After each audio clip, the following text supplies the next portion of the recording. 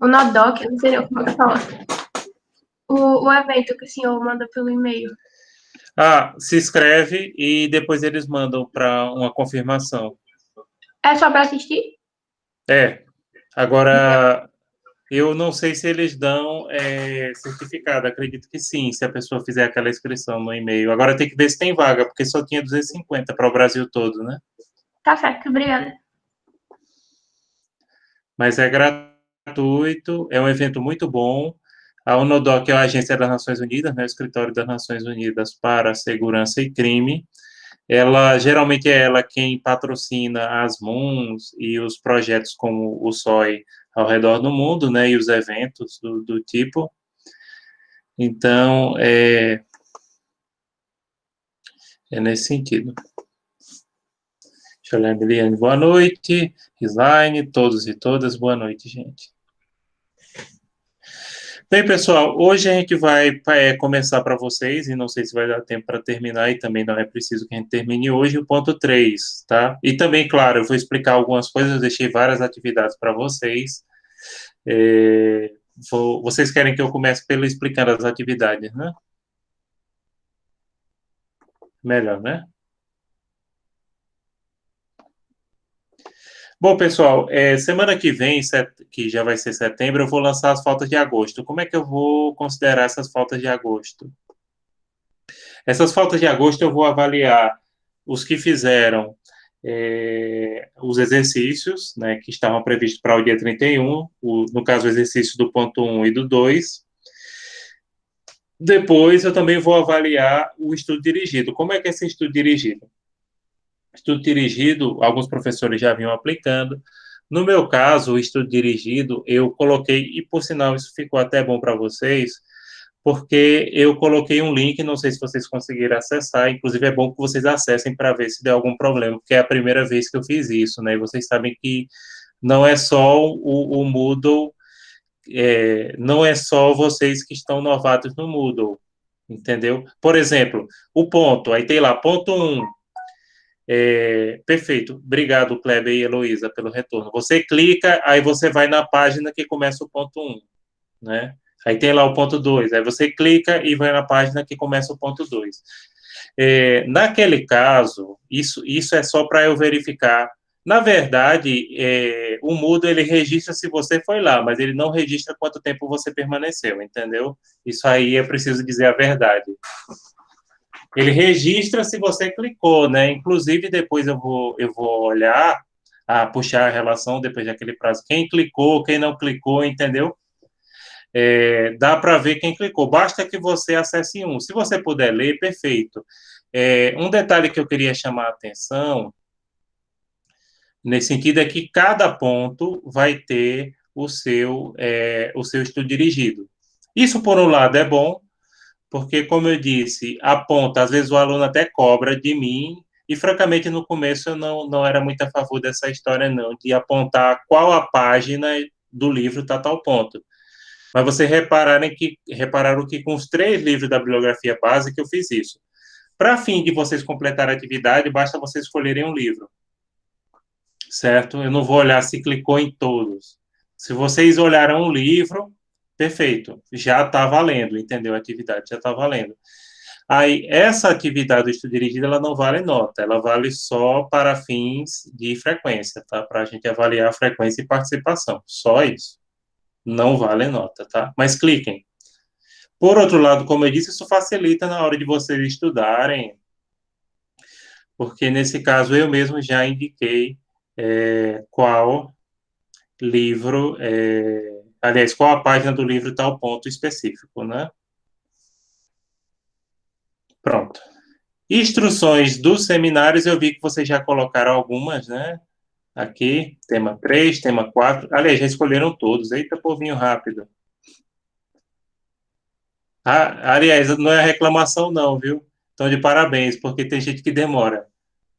Fiquei admirado. Quando eu vi assim, eu digo, eita, abriu, já está todo mundo aqui. É porque todo mundo colocou. Perfeito. Tem algumas dicas para dar. O pessoal que adota o tema Direito do Consumidor na União Europeia, entrem no site da própria União Europeia, viu? Lá eles têm cartilha em português sobre direito do consumidor. Vocês também podem pesquisar, principalmente no livro do Delommo, que ele tem um capítulo que fala sobre a questão do consumidor, né? Pesquisem, tanto no livro do Delommo, mas principalmente tentem baixar na internet essa cartilha da União Europeia sobre direito do consumo. Tem ela em português de Portugal, eu já vi.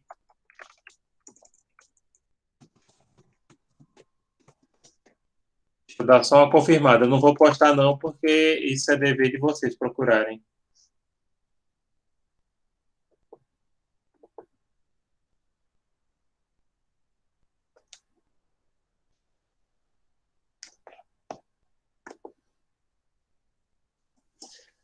Então, vocês procurem, sim, tem.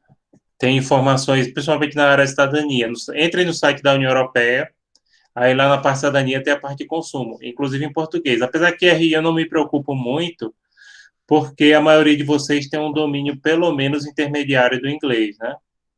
Direito é que realmente aí tem muita gente que tem dificuldade, mas RI geralmente vocês variam o nível de influência de intermediário para avançado, né? O meu inglês, por exemplo, é B1, é intermediário também, né? Que é o mínimo exigido pela CAPES para você ter acesso à bolsa, etc. Né? O meu é B1. Então, até porque eu fiz inglês na época que eu estava na faculdade, nos 2 últimos anos eu fiz inglês instrumental, né? Porque eu fiz mestrado em ciência política, se você não souber pelo menos ler inglês, você está morto. Aliás, se algum de vocês pensa em fazer o programa de mestrado aqui da UFPE, eu recomendo, é um bom programa. A maioria dos professores de vocês veio do programa, o programa é Ciência Política e Relações Internacionais, o programa tem nota 6, é muito bom, tem um maluco lá dentro, eita, não devia nem falar isso, estão gravando. Mas é um programa bom, porém, em ciência política, gente, e relações internacionais, não tem para onde correr, tem disciplina que você paga todas as apostilas, todos os livros são em inglês, então, se o cara não souber ler lá, tá morto, que nem dizia meu orientador, você tá morto. Mas intermediário resolve, não precisa ter tanto a competência de falar, mas a competência de ler textos. Inclusive, no meio das aulas você aprende muitos termos técnicos em inglês que você não vê, às vezes, no cursinho, né? Alguns professores ensinam, oh, isso aqui é tal coisa, né? Então, é por aí. Agora eu estou botando o copo aqui. Foi sugestão de vocês, que até eu me esqueço, às vezes, com a garganta seca. Sim, pessoal, já está completo os seminários. Então, perfeito, já está tranquilo. Deixa eu dar uma olhada mais alguma coisa. O estudo dirigido, como eu disse, cada ponto eu vou colocar a partir de agora o estudo dirigido, né? E esse estudo dirigido só precisa acessar, só precisa acessar, não precisa fazer nada. E, por último, tem mais o exercício, sim, o artigo que eu deixei. Instruções está oculto ainda? Não, peraí. Exercício complementar não está aparecendo para vocês, eu acho que não. Alguém viu o exercício complementar? Tá aqui oculto para estudantes. Não, ele estava oculto, realmente. Pronto, eu estou desocultando, para dizer assim, né, para usar o neologismo.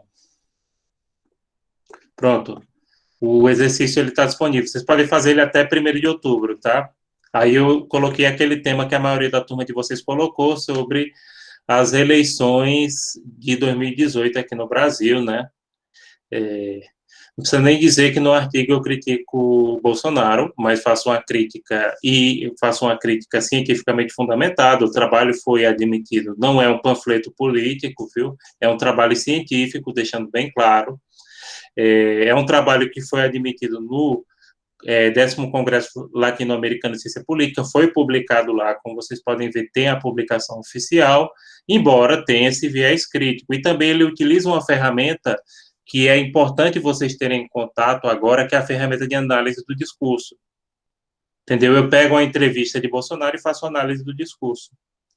E é uma das ferramentas mais importantes para as ciências humanas, que você analisa o discurso de uma pessoa, aquela análise do discurso é de matriz francesa, extremamente utilizado, é uma ferramenta bem interessante e talvez seja bom para vocês. Vocês podem utilizar em outras áreas, por exemplo, em estudos de segurança na área de RI. Você pode utilizar essa ferramenta do discurso, por exemplo, fazendo uma análise do discurso de determinados líderes mundiais, como o Putin, o Trump não, o Trump também dá, mas o discurso do Trump é uma loucura também, né? Mas você pega e faz essa análise do que aquela pessoa disse, ou da postura, entenderam?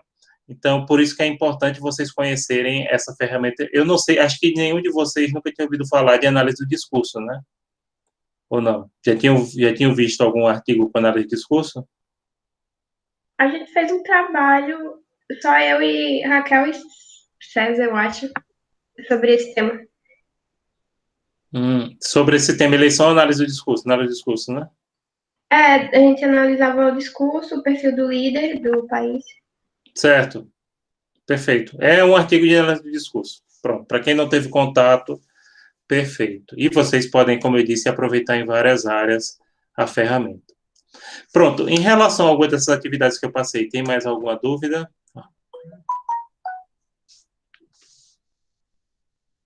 Não? Então, a gente pode começar o ponto 3. Lembrando que a disciplina de vocês a primeira unidade até o ponto 5, né? O ponto 5 é o maior. Professor, só para avisar o pessoal que quando for abrir a parte do estudo dirigido e tal, lembrar que o Minha Biblioteca tem que ser aberto antes pelo portal, onde a gente olha as notas e tudo mais, para depois ele poder abrir no Moodle. Perfeito, gente. Então, deixa esse recado importantíssimo. Inclusive, eu agradeço por lembrar isso, que eu não tinha falado. Então, gente, você tem que deixar o portal aberto da Minha Biblioteca para ir no link, senão ele pede para abrir, né? Ou então ele não dá link quebrado. Então, tem que abrir antes. Que aí lembra um pouco o que o Classroom fazia para a gente responder os exercícios do Google Classroom. Ô, professor, eu não sei se foi só comigo, mas quando eu fui responder os exercícios de fixação, eu respondi o primeiro. Certo. Aí, quando eu coloquei em finalizar, estava como se minhas respostas não tivessem sido respondidas. Aí eu Pronto, me diga, deixa eu olhar quem é, Beatriz que está falando, né? É Heloísa. Eu tive que voltar. Heloísa ou Beatriz? É Heloísa que está falando. Eu tive que voltar, verificar uma por uma, aí ela contabilizou. Mas eu tô avisando para a turma porque você tem que responder, verificar e passar para a próxima. É só isso mesmo, caso alguém ainda não tenha... Qual foi o exercício que você está falando, Heloísa? O de fixação. O de fixação. O 1 e o 2. O meu período só no 2. Tá, vamos ver aqui o seu, se está aparecendo aqui no meu. Eu acho que apareceu depois que eu fiz isso, mas a primeira vez eu tive que fazer essa verificação, entendeu? Porque não tinha contabilizado. Certo. Vamos ver aqui o que é que você fez. Tarará.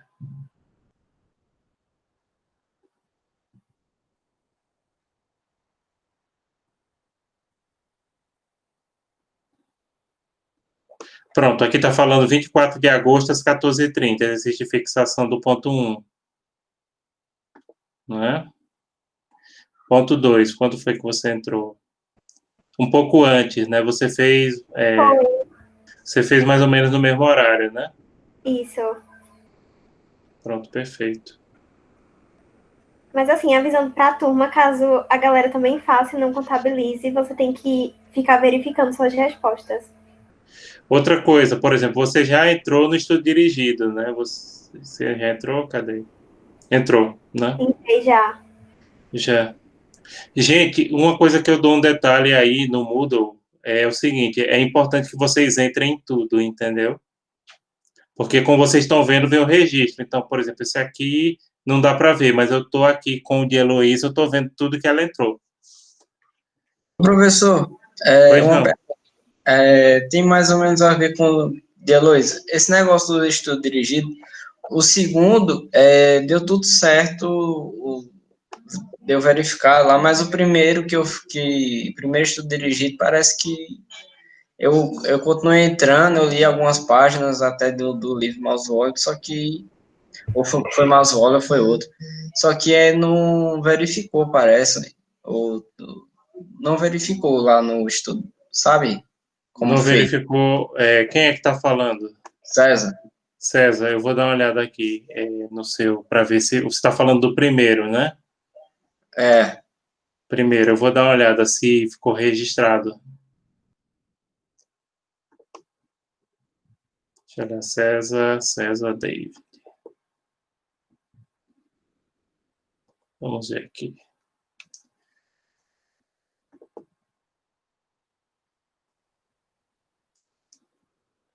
Plano de ensino, seminários. Exercício. Cadê?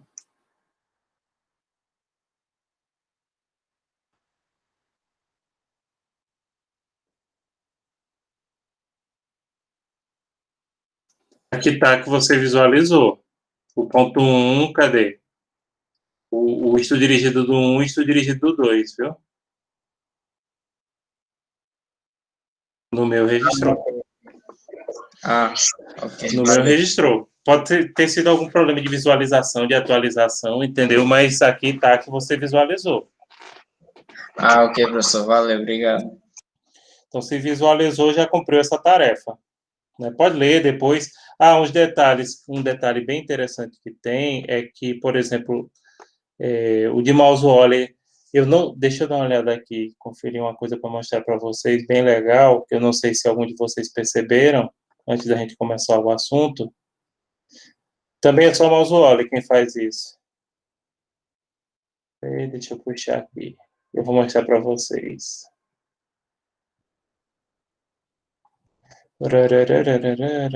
Estou dirigido.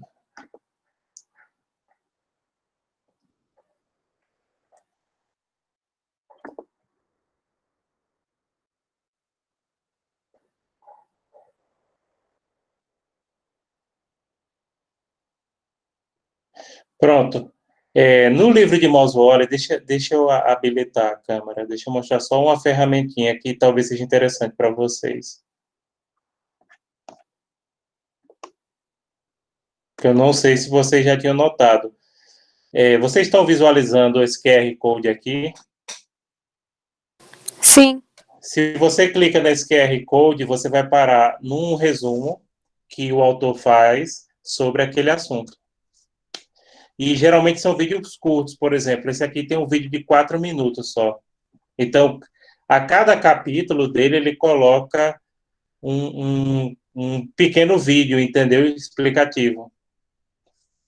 Não sei se alguém já tinha clicado nisso. Eu já. Eu vi. Já, né? No de público, ele também faz isso. Então, ele coloca um pequeno vídeo introdutório, é bom para dar uma noção geral do assunto.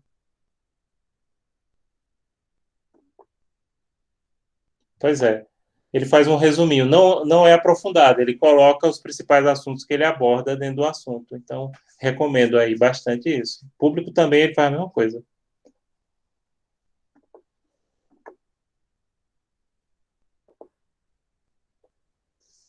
Sim, gente. Mais alguma coisa? Não, né? Então podemos ir para o ponto 3. Qualquer coisa depois, no final da aula, quem quiser perguntar qualquer coisa, dar uma olhada depois nas atividades, fica à vontade. Não se preocupe, a gente está à disposição de vocês, sabem disso.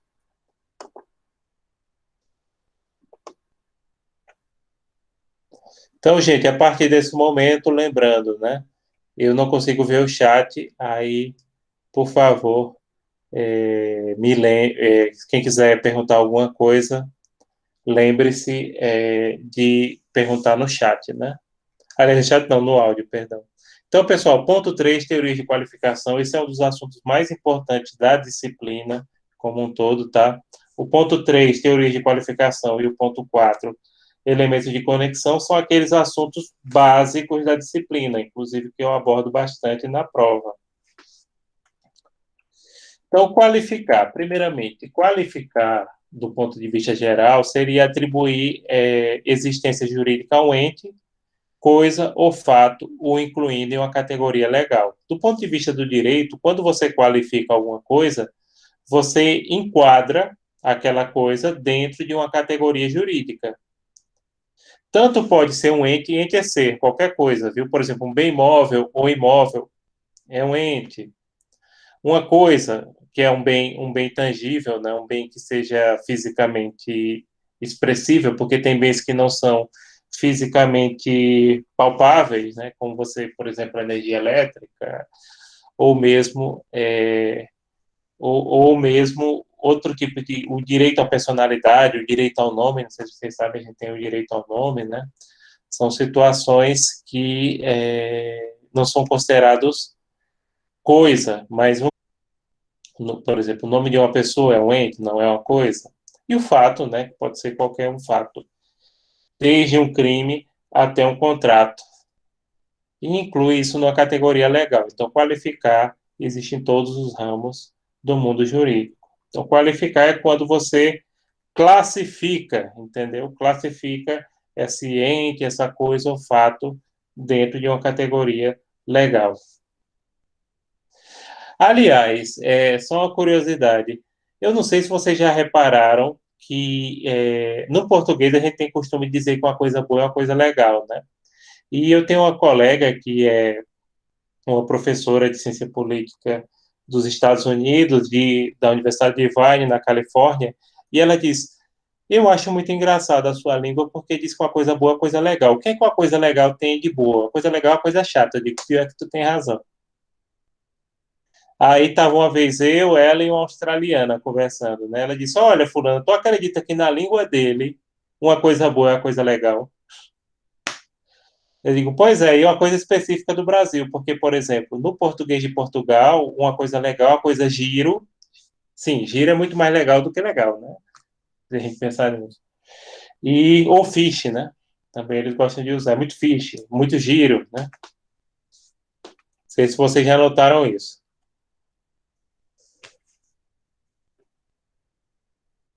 Bom, então, a qualificação é a operação pela qual o juiz, antes de decidir, verifica que instituição jurídica corresponde aos fatos realmente provados. Então, o juiz ele faz essa qualificação, verificando, né, a que instituição jurídica corresponde os fatos que são alegados pelas partes durante o processo. Então, ele faz essa classificação, definindo, né, a que categoria jurídica. A gente vai ver aqui, no caso do direito internacional privado, tem duas teorias de qualificação, tem autores como o Doringer coloca 3, mas vão pela maioria. Eu só abordo, por exemplo, no ponto 3 as duas, a lex fori e a lex causa. Basta vocês usarem essa.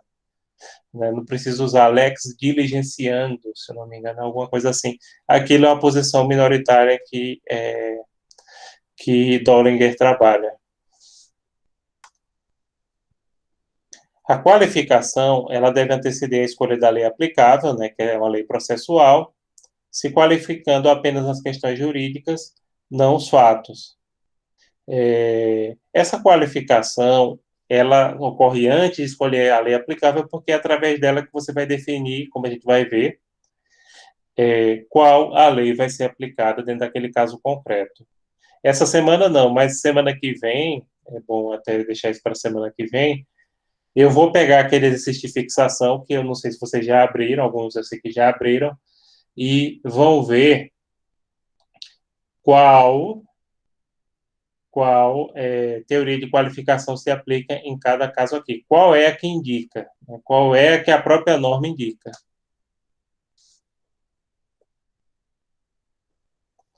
O direito internacional privado não é o único a fazer qualificações. Como eu disse aqui, quase todos os ramos do direito fazem qualificações. Pronto.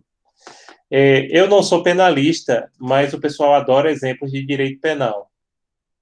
Por exemplo, tem uma situação de homicídio. A qualificação vai definir se aquele homicídio é doloso. Doloso é quando tem intenção de matar. E culposo é quando você não tinha intenção de matar, mas você foi negligente, você foi imprudente, você foi imperito. Então, por exemplo, quando a autoridade policial ou o Ministério Público que vai denunciar uma pessoa, né, aliás, a autoridade policial faz um inquérito, o Ministério Público é que denuncia na justiça, ou seja, que abre o processo contra a pessoa, não o delegado. O delegado ele só faz um inquérito e manda para o Ministério Público e a promotoria. E o promotor ele vai qualificar, dizer, olha, eu vou analisar esse caso aqui. Esse caso aqui teve um homicídio. Esse homicídio foi intencional, não foi intencional? Foi homicídio mesmo? Vocês devem lembrar daquele caso, apesar que, claro, se quiserem comentar alguma coisa, fiquem à vontade. Mas, por exemplo, aquele caso do menino em Recife, que caiu do prédio, né? Na minha opinião, ali foi um homicídio culposo, né? Sem a intenção direta de ocasionar o homicídio, por uma negligência, né? E toda conduta culposa pode ser por negligência, imprudência ou imperícia. Naquele situação, meu entendimento foi negligência, né? A mulher foi negligente, a esposa do prefeito, lá, Sari, foi negligente. Mas ela foi denunciada pelo Ministério Público por abandono de incapaz, que também caberia, mas eu acho que foi homicídio culposo. Mas preferiram abandono de incapaz. Enfim, entenderam? Essa classificação que se faz para dizer qual é o crime que aquela mulher cometeu é uma qualificação também. Então, põe na cabeça. Todos os ramos do direito fazem alguma espécie de qualificação. Não é só o privado, não. No privado é que a gente tem, assim, esse tópico específico de teorias da qualificação.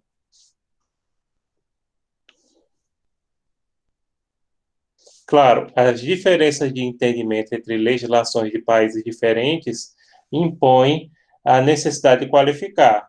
Claro, o direito de um país estabelece uma coisa, o direito de outro país estabelece outra coisa.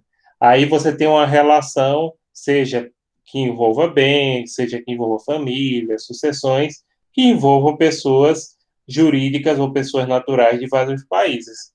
Então, é por isso que é preciso qualificar e, a partir dessa qualificação, definir qual é o direito que vai ser aplicado.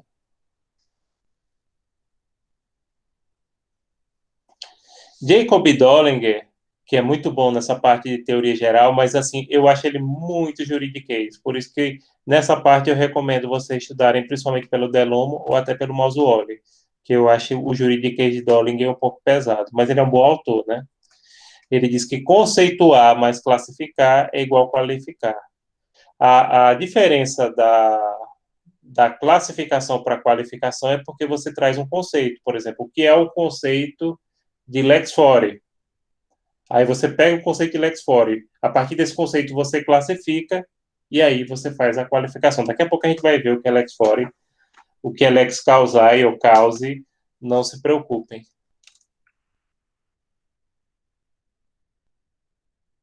Teoria de qualificação. A primeira teoria de qualificação é a lex fori. Lex fori, gente, vem do latim, né? Lei do foro, literalmente, no qual a solução para os conflitos é aplicar a lei do foro, como eu disse, devendo o julgador aplicar a sua própria lei. É defendida por Kant, em 1891, e pelo francês Bartin, em 1897. Quando é aplicado a lex fori, o juiz, vamos colocar aqui bem claro, imagine um caso do juiz federal brasileiro, porque, como a gente já falou aqui, questões de direito internacional privado, em regra, são de competência da Justiça Federal do Brasil, ou seja, e lembrando, competência no direito indica que é aquele juiz que deve julgar, tá? Não tem nada a ver com a capacidade das partes, mas com a competência do juiz é dizer o seguinte, olha, quem tem competência para julgar questões de direito internacional privado é o juiz federal. Então, aquela causa, aquela ação não poderia ir para um juiz trabalhista, não poderia ir para um juiz civil estadual. Civil estadual depende da circunstância, mas a rigor não. Né? Porque a regra de competência aí é da Justiça Federal. Então, numa causa, por exemplo, de direito de família, que envolva um casal brasileiro, que tem um brasileiro e um italiano, um casal, se o juiz brasileiro entender que naquela causa vai ser aplicada a lei brasileira, Aí a teoria que está sendo usada ali é lex fori. Então, lex fori é quando o juiz aplica a lei do seu país.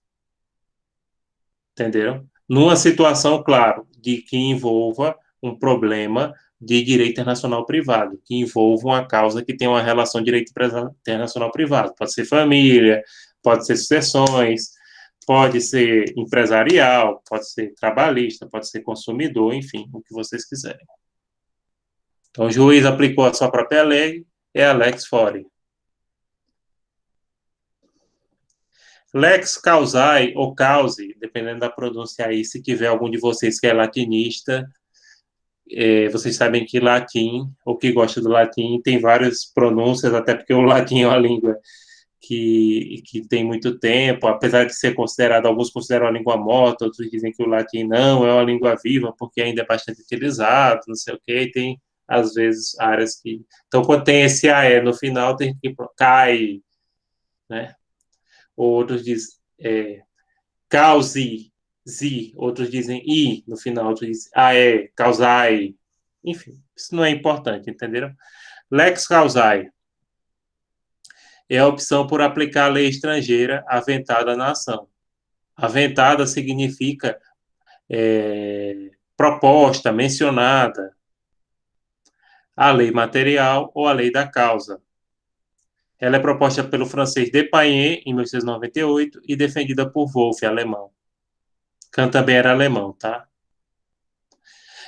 Nesse caso, pessoal, quando o juiz aplica a lex causae, ele vai aplicar o direito estrangeiro, ou seja, é um juiz brasileiro, por exemplo, ele se deparou numa ação de inventário com um imóvel, o de cujus, ou seja, o falecido, ele deixou um imóvel, ele tinha um imóvel situado em Portugal. Então, para analisar aquele bem, vai ter que ser utilizada a lei da Flórida. Isso aí a gente já falou aqui várias vezes. Então, nesse caso específico daquele imóvel, o juiz vai aplicar a lex causae, ou seja, o direito estrangeiro. Um detalhe é que o juiz só é obrigado a conhecer a lei do seu país. E mesmo assim, no caso do Brasil, a lei federal, tá? Então, se houver um bem nessa situação, um bem imóvel, que vai ser regido pelo direito de outro país, então o juiz vai ter que aplicar a parte, vai ter que pedir, se ele quiser também, né? Porque hoje em dia você pode até pesquisar isso pela internet. Então, a parte vai ter que provar que aquele direito daquele país é vigente. Como é que ela pode fazer isso? Pedir certidão no consulado, na embaixada, pedir uma declaração de 2 advogados que têm inscrição naquele país, no caso dos Estados Unidos, a OAB chama BAR, né? Por exemplo, se for um imóvel em Miami, Portugal tem lá eu esqueci o nome da entidade, mas é bem parecida com a OAB também. Na Itália também tem outro, inclusive tem convênio, né? Com a OAB aqui. A OAB do Brasil tem convênio com a italiana, a portuguesa e a americana. A americana é BAR. Na doutrina brasileira, predomina a qualificação pela lex fori. Perceba, predomina, mas não é usada em 100% dos casos. Como eu disse, um dos casos mais comuns é esse, do camarada ter imóvel no exterior. Brasileiro tem imóvel no exterior. Aí é regido pela lex causae.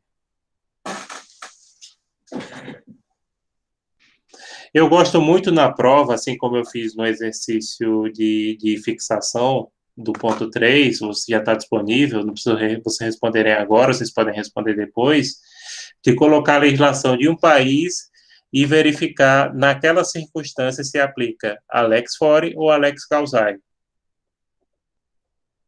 Tá certo? Aí vocês têm que explicar por que na prova. Ali, no exercício de fixação, não. Basta você clicar. Lex fori, lex causae. Eu não vou comentar hoje, porque eu deixei hoje só. Mas semana que vem, se vocês quiserem, eu comento cada caso e explico, né?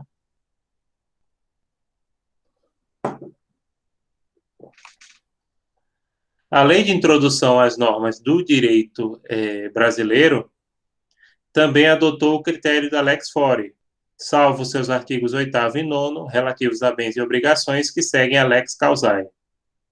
Então, a regra da LINDB, da nossa famosa Lei de Introdução às Normas de Direito Brasileiro, é a lex fori. Essa é a regra geral. Porém, em duas circunstâncias que envolvem muitas questões, bens, obrigações envolvem contratos, acho que vocês sabem disso, né?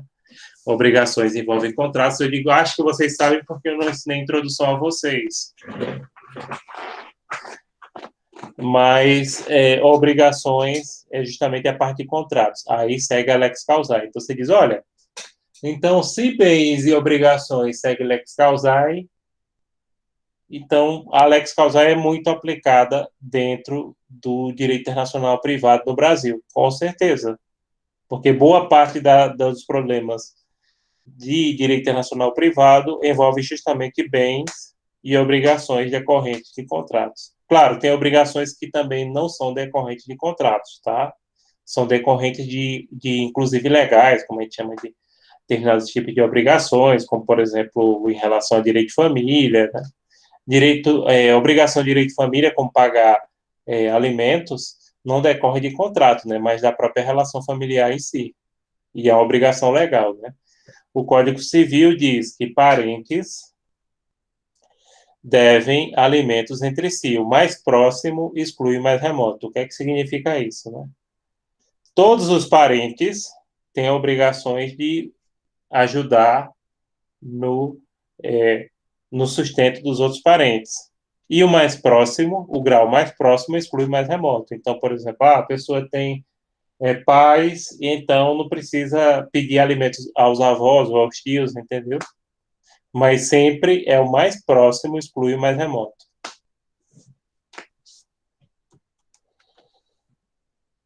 O Código Bustamante também optou pela qualificação através da lex fori.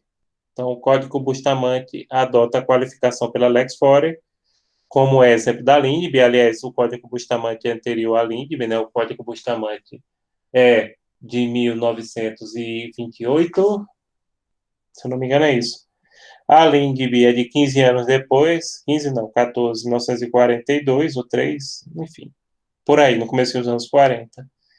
E o Código Bustamante influenciou bastante a LINDB. Então, a regra, mas é a regra, não significa que não tem exceção não, viu? O problema é esse.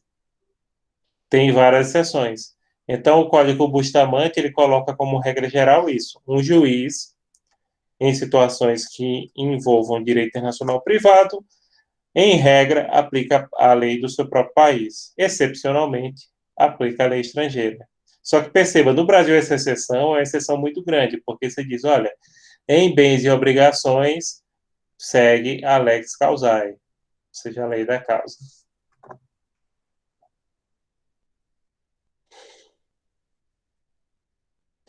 Casos clássicos no estudo da teoria das qualificações. Esses casos clássicos geralmente são do século XIX e que ocorreram no direito francês. Que tem o caso da sucessão do Maltês. Ixi, parece até nome de filme. Tem até o filme O Falcão Maltês, eu não sei se vocês conhecem. O testamento hológrafo holandês, o casamento grego ortodoxo. São esses 3 casos de clássicos, né, do século XIX, que vieram a partir do direito francês. Eu vou explicar cada um deles. Deixa eu voltar aqui para o chat que vocês podem perguntar alguma coisa.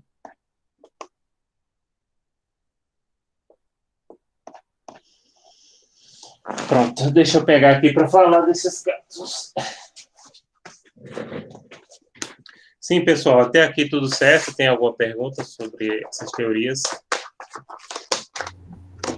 Tudo certo. Perfeito, eu vou falar agora. Oi? Tá tranquilo. Até agora tudo ok. Pronto, perfeito. Eu vou contar agora os casos clássicos para vocês. Vou pegar aqui minha cola para contar os casos clássicos. No caso da sucessão do Maltês, né? Maltês tem a ver com a ilha de Malta, que hoje é membro da União Europeia, é uma ilha que fica entre a Itália e a África, né? Atualmente é membro da União Europeia, é um Estado independente. Nesse caso, que, como eu falei, ocorreu no século XIX, né? Um casal da ilha de Malta, ele migrou para a Argélia. Eu não sei se vocês sabem, mas na época a Argélia era colônia francesa. Aliás, a Argélia foi colônia francesa até os anos 60, né? O próprio Miguel Arraes, nosso governador aqui, durante 3 vezes, 3 vezes, ele morou na Argélia na época da ditadura, né? E o marido faleceu lá na Argélia, na colônia francesa. O casal não tinha filhos, mas tinha um patrimônio muito grande, né? Aí o que acontece? Pela lei francesa, a viúva não ia herdar nada, não ia ter direito a herdar nada. Eu acho que eles só eram casados no religioso, não era casado no civil, enfim. Mas a viúva ainda ia receber 1/4 da herança se fosse usada a lei de Malta. O advogado deles, que foi o professor Bartin, francês que eu tinha citado antes, ele defendeu a tese que, em relação a direito de família, quando ocorrer casamento de estrangeiros e que tenha sido celebrado nos estrangeiros, percebam que eles estavam numa colônia francesa, portanto, se aplicava o direito francês, mas era um casal de Malta e que tinha casado em Malta, então se aplicava a lei do primeiro domicílio do conjugal, né? Ou seja, que foi justamente da ilha de Malta. Aí a coitada da viúva ficou com direito a 1/4 da herança. E o resto foi para quem? Para quem é que vocês acham que foi o resto da herança? Né?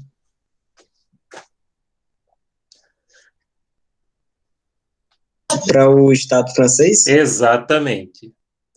Inclusive, gente, deixa eu dar um toque aqui a vocês. Depois, seguindo o modelo de direito civil francês, vocês já devem ter ouvido falar que você só é parente até a 4ª geração, né?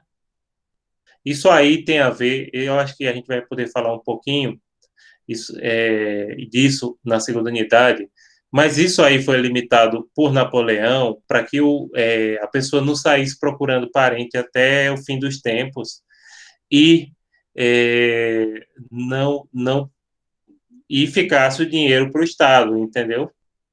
Porque segue essa regra. Até a 4ª geração, não, até o 4º grau. Na verdade, é menos do que a 4ª geração. Por exemplo, o 4º grau de parentesco vai até tio-avô, vai até primos, que são parentes de 4º grau, parentes colaterais de 4º grau, né?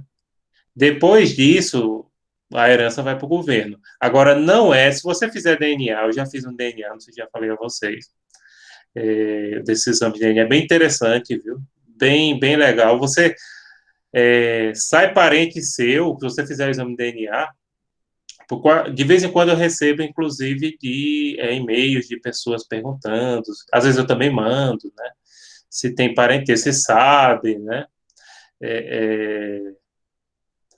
E é bem interessante. Semana passada mesmo eu recebi de uma mulher perguntando se eu tinha parente na Bahia. Eu disse, eu sei que eu tenho no norte da Bahia, né? Principalmente pessoa de minha avó. Aí ela perguntou tua família, eu digo, sim, sim, é isso.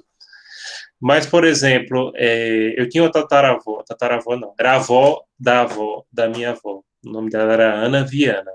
Ela nasceu no norte de Portugal, há uns 300 anos atrás, mais ou menos. E um DNA, teve um senhor português de mais de 90 anos, ele fez o DNA, também de sobrenome Viana, e bateu, gente, o parentesco. O velhinho nasceu em 1929, ou seja, vai fazer 91 anos. E se essa minha tataravó nasceu há 300 anos atrás, aproximadamente, no século XVIII, a Ana Viana, então eu presumo que a gente teve um ancestral comum há 400 ou 500 anos atrás e saiu parentesco assim relativamente próximo, entendeu? Então, pelo DNA, não é tão longe. E do ponto de vista biológico, 500 anos atrás é quase nada, né? Mas aí é o interesse do governo, percebam, é o interesse governamental de limitar esse número de parentescos. Então, não é nem a 4ª geração, é o 4º mosquitinho, chega para ver aqui. O 4º grau, tá? Como eu disse, equivale até primo e até tio-avô. Passou disso, já não herda mais. Por exemplo, o filho de um primo já não tem mais direito à herança do outro, né? Você pode receber herança ou dar herança até de o avô, sobrinho, neto e primos. Mas se ficar um testamento, pode, né? Se ficar o testamento, você pode dar para qualquer pessoa, né? Se ficar o testamento, seja pessoa natural ou até pessoa jurídica. Por exemplo, você quer deixar para a Sociedade Protetora dos Animais de Cupira. Então, pode deixar. No Brasil, nosso sistema jurídico, e apesar que a gente não vai estudar isso agora, só na segunda unidade, não pode legar em testamento para animais, tá? Você pode dar, por exemplo, para uma associação ou fundação que cuida de animais, mas para o animal em si, não. E também pode deixar para uma pessoa que cuide daquele animal, né? Um encargo, que a gente chama. Tá certo? Mas isso a gente vai ver depois, só para citar o caso. Sim, o outro caso clássico que tem aí é o testamento hológrafo do holandês. Testamento hológrafo, pessoal, é aquele testamento particular. Tá? Porque tem o testamento público, que é feito em cartório, tem o testamento cerrado, que é o testamento lacrado. Você não sabe o conteúdo do testamento, mas o pessoal do cartório lacra, por isso que é cerrado, né? Igual espanhol, vocês que estudam espanhol sabem. Que em português tem palavras assim que a gente tem do espanhol, mas a gente não usa muito, né? Por exemplo, olvidar, em português também é esquecer, mas quase ninguém usa, né? Quando você pensa de olvidar, lembra uma coisa de ouvido, né? Mas no espanhol não existe esquecer, né? Que a gente usa comumente, né? E que algumas pessoas de língua espanhola já falaram, olha, quando vocês falam esquecer, parece francês, que é esquecer. Eu falei, não, mas não tem nada a ver, não. É a mesma coisa que olvidar, né? É que olvidar a gente usa com a linguagem mais poética. Então, o testamento cerrado é o testamento fechado, lacrado. E tem o testamento particular, que é a mesma coisa que o testamento hológrafo, ou seja, que é um testamento que você pode fazer manuscrito, você pode fazer digitado e assinar, enfim. Nesse caso é o seguinte, um cidadão dos Países Baixos, né, o holandês aí, ele residia a maior parte da vida dele na França. Ao morrer, ele deixou um testamento particular, um testamento hológrafo, que era permitido na França, né, que inclusive até hoje mas naquela época não era admitido nos Países Baixos, no seu país de origem. O que aconteceu? A justiça francesa decidiu que o testamento era válido para os bens situados na França. Porém, os bens situados no país de origem do autor do testamento tinha que seguir a sucessão legítima, que é a sucessão de acordo com a lei. Sucessão legítima, gente, é de acordo com a lei, não é porque não tem nada a ver com filho ilegítimo ou ilegítimo. Aliás, no Brasil hoje já não existe mais, vocês sabem disso, né? Ou não sabem? Eita, é bom perguntar isso, porque vocês estão no começo do curso de RI, não existe mais no Brasil, pessoal, essa questão de filho legítimo e ilegítimo, tudo é filho, tá? Isso aí era antes de 88. Depois de 88, não tem mais diferenciação entre categorias de filhos, porque antes de 88 tinha o filho, por exemplo, filho ilegítimo. Era aquele filho de uma pessoa casada com alguém que não era casado. Popularmente o filho da outra. Vocês já imaginaram? E tinha, viu? Uma criança recebeu a certidão de nascimento e está na certidão de nascimento dizendo você é filho ilegítimo. Estão dizendo que a pessoa era filho, entendeu? E tinha isso até 88. Tinha o filho natural, que era o filho de duas pessoas solteiras. Pronto, meu pai teve um filho, apesar que ele também teve legítimo, né? Ele teve um filho natural quando ele era solteiro e tem até hoje a certidão lá em casa dele, né? Inclusive eu gostava dele, já morreu, coitado. Mas morreu adulto. Adulto, assim, 38 anos ele morreu, foi. Ele tinha hepatite, aí teve uma hemorragia, o coitado morreu. Gostava dele, não tinha muito contato, mas gostava, sabe? Aí eu tenho a certidão de nascimento dele lá em casa, dizendo que ele é filho natural, porque na época meu pai era solteiro e a mãe dele também era solteira. E filho natural de... Né? Então, isso significava que era uma pessoa filho de duas pessoas solteiras, né? E, por último, tinha o filho legítimo, que era aquele filho havido no casamento. Por exemplo, ainda a primeira cópia da minha certidão de nascimento, que está se desfazendo, quando eu fui casar, eu tive que tirar outra, que o pessoal não aceitou no cartório. Aí dizia que eu era filho legítimo, né, por ser filho de casal havido durante o casamento. Sério, tinha. Eu tenho a minha está se desfazendo daquele tempo. Exato, Antônio, naquele tempo sim, depois de 88, não. Por exemplo, na herança recebia menos. Tinha um tempo que filho legítimo não recebia nada. Depois passou a receber metade dos legítimos. Agora, hoje ainda tem uma diferença. Por exemplo, se a pessoa é meio irmão de outra, mas isso pode ser do casamento ou não. Aí, se por acaso a pessoa for receber herança do irmão, se o irmão não tinha filhos, enfim, aí o meio-irmão recebe metade do quinhão. Isso existe até hoje. Então, se a pessoa deixou, só tem como sucessores os irmãos. Aí tem os irmãos do primeiro casamento, aí tem outros irmãos do mesmo. Isso ainda hoje existe, né? Mas é nesse caso só. Para filho, não. Dizer, filho do casamento recebe menos. Não. É tudo igual. Né?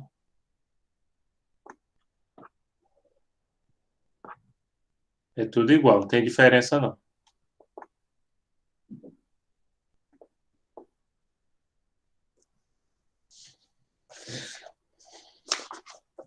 Sim, aí por último, o caso do casamento ortodoxo grego. O casamento ortodoxo grego, gente, ele se tratou, né, do casamento civil celebrado na França entre um cidadão da Grécia e uma cidadã francesa. A mulher era francesa. E não foi realizada a cerimônia ortodoxa. Essa cerimônia ortodoxa era exigida pela Grécia, para o casamento ser válido lá, porque naquele tempo a Grécia era Estado confessional. Eu não sei se vocês sabem o que é Estado confessional. Estado confessional é aquele Estado que tem uma religião oficial. O Brasil, até 1889, tinha a religião oficial o catolicismo, né? Então, o Brasil terminou isso com a República, né? Nesse caso, pessoal, como o casal morava na França, então ficou valendo realmente a lei francesa. Então, não foi preciso que eles se casassem no casamento ortodoxo, embora a Grécia exigisse que sim. Né? Mas ficou definido, não, como eles casaram na França e se residem na França, então não precisa eles casarem de acordo com a Igreja Ortodoxa. E, os gregos, em regra, eles são católicos ortodoxos. O catolicismo ortodoxo, gente, ele é muito parecido com o romano, né? Só que ele não aceita a autoridade papal. Mas tem padre, tem imagens, né? Os padres ortodoxos podem casar antes da ordenação, tem algumas diferencinhas assim. Mas também tem alguns católicos que podem casar, alguns católicos orientais, mesmo seguindo a Igreja de Roma, não sei se vocês sabem disso. E monges não podem casar, enfim. Basicamente, a diferença é que eles não aceitam a autoridade do Papa, porque nem esse critério do celibato não vale nem, não sei se vocês sabem, não vale nem dentro de toda a Igreja Católica. Alguns ramos são minoritários, alguns ramos da Igreja Romana Católica, que são orientais, principalmente em relação a Líbano, Síria, permite sim o casamento dos padres. É a romana que não permite, né? O rito, aliás, é o rito, os que seguem o ritual romano. Mas essas igrejas orientais que eu falei, elas não aceitam autoridade papal também. E os anglicanos que entraram depois ao catolicismo, principalmente os que entraram há pouco tempo também, não foi muitos sacerdotes anglicanos, depois que a igreja anglicana, mas também só entrou o pior. Ou seja, aqueles que não admitiam o casamento homoafetivo, etc., aí foi permitido que eles ingressassem na católica e que já era casado também ficou admitido, entendeu? Dizendo assim, não vai ter que descasar para entrar, né, na igreja. Reino Unido e Espanha contam como confessionais? Boa pergunta, Antônio. A Espanha não é confessional. O Reino Unido, eu acho que é, mas com liberdade de culto. O Reino Unido tem a questão do anglicanismo, que você sabe, né? Que a chefe oficial da igreja anglicana é a própria rainha da Inglaterra, mas o líder espiritual é o arcebispo de Canterbury, Perdoe a pronúncia, mas acredito que seja Canterbury. Sim, o Reino Unido eu acredito que é confessional, mas com liberdade de culto. A Espanha não é. Espanha não é, tá? Ixi, a Espanha já deu tanto problema isso. Então, Reino Unido. Na Espanha, talvez Antônio esteja falando, porque um dos títulos do rei da Espanha é o rei católico. Acho que é por isso, né? Não, a Espanha tem de fato uma ligação muito grande com a Igreja Católica, mas a Espanha não, o Estado espanhol é laico. Tá? O Reino Unido é que eu acredito que seja. O problema é que o Reino Unido não tem uma constituição só escrita, entendeu? A Constituição britânica, ela é formada. Sim, ele tem o título do Rei de Jerusalém também por linhagem, né? Ele também tem esse título de fato, isso decorre da linhagem deles. Mas como eu estou falando, não são os títulos pessoais da nobreza, né? Por exemplo, a Espanha não reivindica Jerusalém, o Estado espanhol, né? Mas são títulos tradicionais atrelados à monarquia. Mas a Espanha a Constituição espanhola, gente, é muito parecida com a nossa. É uma Constituição laica, inspirou a nossa, inclusive, né? Pronto, uma das coisas assim, só falando de Espanha, porque é um país que eu gosto muito e que a gente tem muita ligação, né? Um dos países que eu mais gosto na Europa. A Espanha, gente, a Constituição Espanhola de 78 é uma Constituição democrática, inclusive a Espanha, se vocês olharem nos rankings de democracia, é um dos países mais democráticos do mundo. A Catalunha teve todo aquele movimento que a gente sabe, mas os catalães estão esquecendo que um dos principais apoiadores da Constituição de 78 foi a própria comunidade catalã. Inclusive, foi as disposições da Constituição Espanhola de 78 que permitiram o renascimento da cultura e da língua catalã, porque deu essa autonomia para que cada região da Espanha cultivasse as suas tradições, cultivasse o seu idioma. Certo? Eu não tenho muita simpatia pelo movimento independentista catalão, não. Porque, veja, como eu estou dizendo, a Constituição Espanhola de 78 foi principalmente proposta e apoiada pelos catalães. Ela beneficiou esse renascimento, porque na época de Franco, quem falasse as línguas locais ia preso. Eu lembro até de um relato de uma mulher do País Basco, porque na Espanha não existe só o catalão de língua regional, tem o basco, tem o galego, né, tem outras línguas também minoritárias. Tinha um relato de uma mulher no País Basco, eu já fui no País Basco, né? Essa mulher estava na feira comprando peixe e estava falando em basco com o vendedor, né? O vendedor provavelmente é uma pessoa analfabeta, tal, pessoa humilde, só falava a língua local, né? Sabe o que o pessoal de Franco fez? Levaram a mulher para a delegacia, rasparam a cabeça da coitada. E diz, olha, isso é para a senhora aprender a não falar mais outra língua que não seja espanhol na rua. Na Catalunha, pelo amor de Deus, quem fosse pego falando catalão, era capaz de ser morto na época de Franco. Na Catalunha, no País Basco, você disse, pegaram a mulher lá, comprando peixe na feira, só por ela falar catalão, rasparam a cabeça da coitada e ainda ameaçaram, a próxima vez que a senhora for pego falando basco na rua, a senhora vai presa. Imagina, né? E sim, aí essa Constituição deu essa liberdade para que as regiões da Espanha cultivassem os seus idiomas e tradições locais. E agora muita gente dentro da Catalunha, não são todos os que querem a independência, que querem a república. Antônio, eu não sei de detalhe, viu? Se o que tem o melhor título é ele. É um dos que tem um dos melhores, né? Talvez algum Habsburgo que tenha, né? Aí eu sei que ainda há Habsburgos vivos, né? Talvez um deles.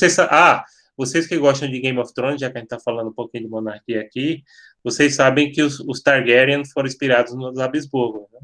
Então eles tinham aquele costume, tinha o louro cinza, costume de casar a família, claro que não era irmão, mas era primo, isso inclusive acabou com a linhagem espanhola deles, né? A própria Imperatriz Leopoldina era, né? Um Habsburgo, né? E eles tinham aquele louro cinza, né? Então, também é uma família real, como os Targaryen tinha fama de ser ou bons governantes ou que não valesse nada. Eu digo assim, um Habsburgo, porque os Habsburgo, durante muito tempo, eles tiveram o título de Sacro Imperador, né, romano-germânico, durante muitos séculos. E o rei da Espanha é Bourbon, né? Então é isso, vamos voltar. Já falei dos três, né? Falei dos três casos. O maltês. Aliás, do maltês tem até o episódio com. Malta foi cedida aos cavaleiros, né? Pelo Carlos V de Habsburgo. Só fazer um nexo aí. O maltês, falei do caso do holandês e falei do casamento grego-ortodoxo. Pronto, falei desses três casos clássicos de teoria da qualificação.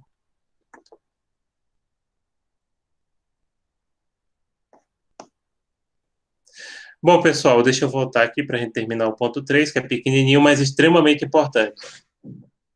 Falei desses casos e vamos terminar falando de questões prévias.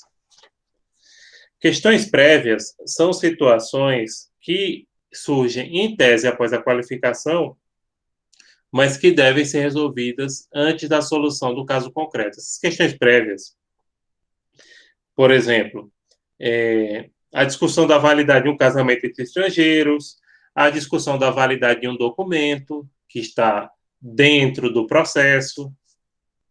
Um detalhe importante e que muita gente, inclusive juristas no Brasil, esquecem, é que um documento, isso parece óbvio, pode parecer óbvio para você, mas não é tão óbvio quanto eu vou falar aqui. Um documento emitido em um país só pode ser válido em outro se for válido no seu país primeiro. É óbvio, né? Ou vocês acreditam que tem até jurista que se passa? Vou citar um exemplo bem concreto. Agora não, mas há alguns anos atrás, 5, 10 anos atrás pelo menos, né? Nesse período ultimamente não, até porque título de doutor hoje não vale grandes coisas não, cá entre nós. Eita, não devia nem falar isso quando tá gravando, né? Mas, enfim, quando o pessoal estava doido para ter um título de doutor, feito ter um título de nobreza, já que a gente estava falando nisso, né?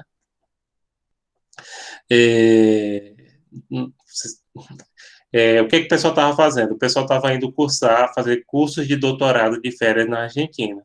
Algumas instituições na Argentina são muito boas, como a UBA, a Universidade Católica Argentina, são instituições sérias, que têm qualidade, né? Porém, tinha instituições lá que eles faziam doutorado, assim, brasileiros. Esse é curso de doutorado de férias. Vocês precisam fazer, só vir aqui no período de férias. Só que tem uma coisa, esse curso de doutorado, ele não vale na Argentina, ele só vale para o Brasil. É um curso especial que nós estamos montando para brasileiros. Aí o que acontece? Muitos brasileiros passavam as férias em Buenos Aires, tomava aquele vinho, comia churrascada, comia os alfajor, comia os doces de leite, que são muito bons lá, né? E estudava. Aí, quando chegava o diploma dizia, olha, esse título de doutorado só vale para o Brasil, só que é emitido por uma instituição argentina. Isso não pode, gente. Isso é uma questão prévia. Um documento, para ser válido no estrangeiro, ele tem que ser válido primeiro no país que emitiu, entenderam? Isso é uma questão óbvia, gente. Teve jurista que foi fazer seu doutorado lá. Eu digo, olha, vá fazer. Você gosta de churrasco? Gosto. Gosta de vinho? Gosto. Gosta de alfajor? Gosto. Gosta de doce de leite? Eu digo, pronto. Então, vá para a Argentina por isso. Mas esse doutorado dessa instituição que você está fazendo não é válido nem no país de origem. Não, mas eles estão dizendo que é válido no Brasil. Eu digo, sim, meu querido, mas isso é uma questão prévia. Estão entendendo o que eu estou dizendo? Isso é uma questão prévia de direito internacional privado. Um documento para ser válido no estrangeiro tem que ser válido no país que emitiu primeiro. Até porque um país não tem vinculação legal e soberana de vincular o outro assim dessa forma, não, entenderam? Ó, vocês acreditam numa dessa?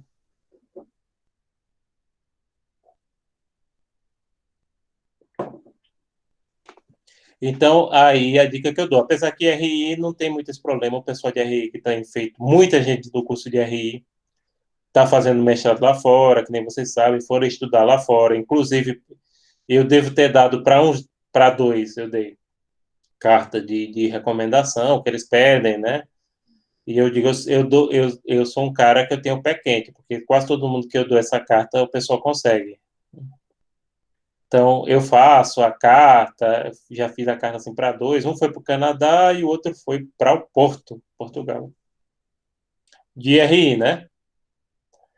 Ah, e direito também teve alguns. Teve um que foi para Nantes. Pronto.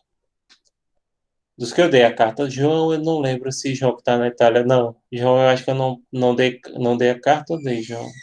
Carta de recomendação, vou até olhar aqui.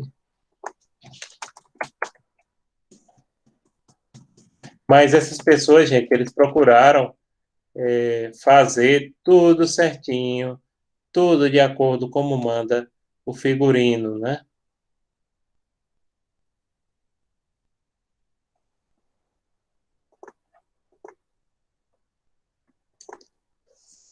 Então, tem esse problema.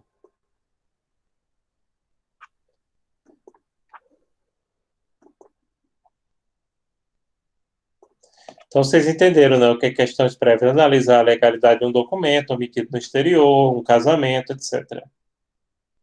Esse problema que eu falei dessa questão do diploma ser válido primeiro em um país, do país que emitiu para ser válido em outro, também é uma questão prévia, né?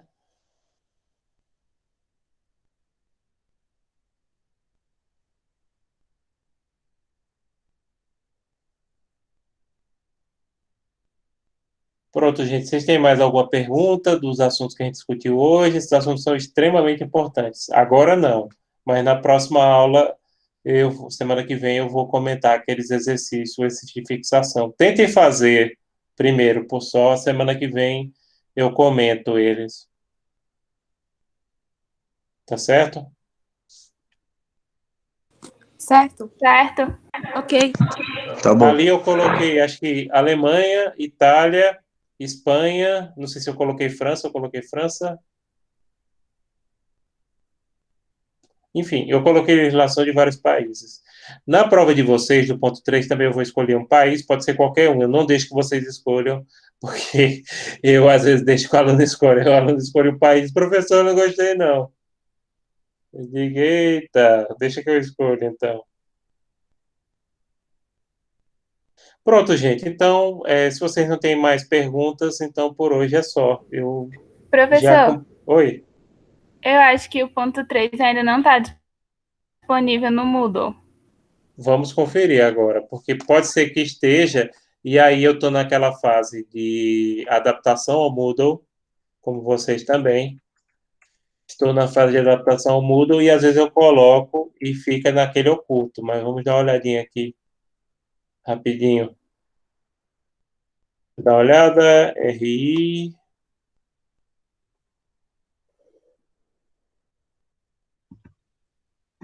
Pronto, RI 3.3. 3, cadê?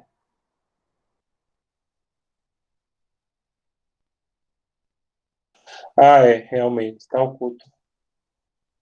Pronto.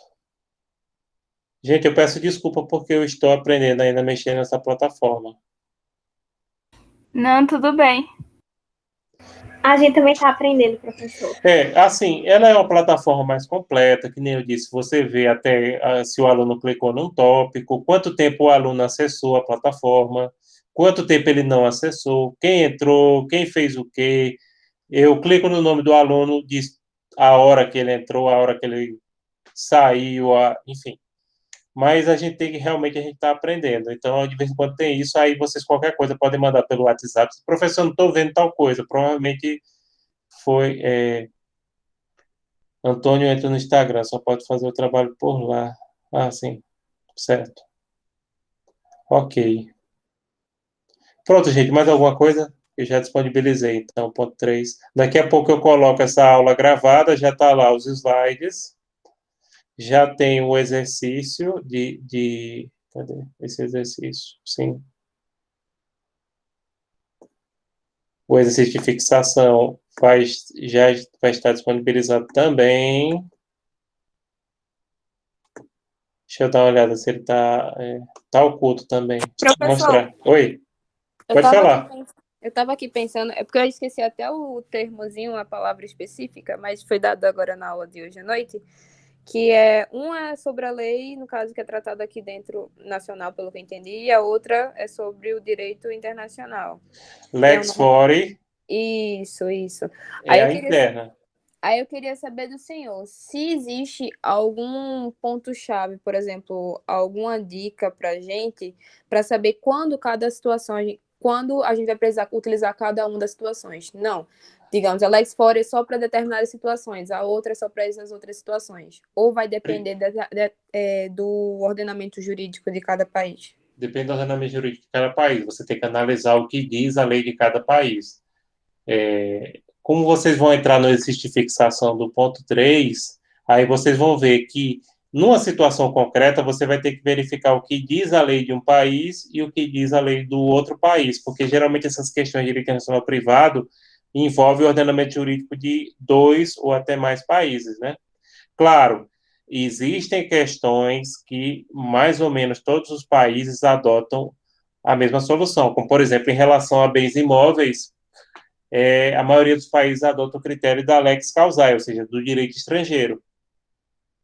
Mas, no Entendeu? caso, olhando esqueci até o nome agora que eu falei agora há pouco, você também falou, ordenamento jurídico de cada país, ele vai estar lá explícito dizendo isso? Vai. A maioria dos países que adotam o nosso sistema jurídico, que é o civil law, vai. Inclusive, como eu disse, eu não vou comentar agora, que eu quero que vocês deem uma olhadinha no exercício de fixação do ponto 3, que eu coloquei ali a legislação de vários países, para que vocês percebam isso, que, pelo menos nos que adotam o nosso sistema jurídico, você tem uma clara indicação, entendeu? Em relação ao assunto. Por exemplo, aqui tem a da lei italiana em relação a bens imóveis, que adota o mesmo critério que o nosso. Da Alemanha, também. Do Peru. Deixa eu olhar. E por último, eu coloquei da Espanha.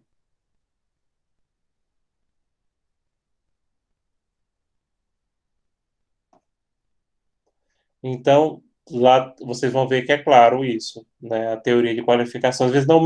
Às vezes não, geralmente não se menciona se é lex fora ou lex causae. Vocês é quem tem que dizer isso aqui, que aí é isso a qualificação, é você pegar o conceito, mais classificar, é que aí você qualifica. Entenderam? Ok. Para dar essa oportunidade de vocês tentarem fazer em casa, eu não vou comentar esse exercício de fixação hoje. Mas semana que vem vai ser a primeira coisa que eu vou fazer, tá? Aí semana que vem eu pego cada um, aí eu mostro para vocês que ali está bem claro a teoria de qualificação que cada estado adota. Tá certo. Tá certo, gente? Mais alguma coisa?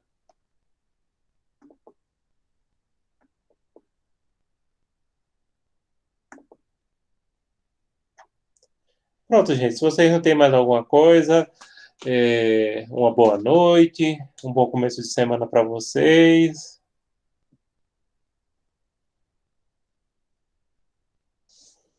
E até a próxima. Obrigado pelas perguntas e pelas questões.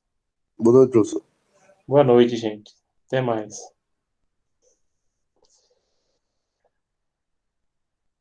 Tchau, tchau. Boa noite. Tchau, tchau, gente.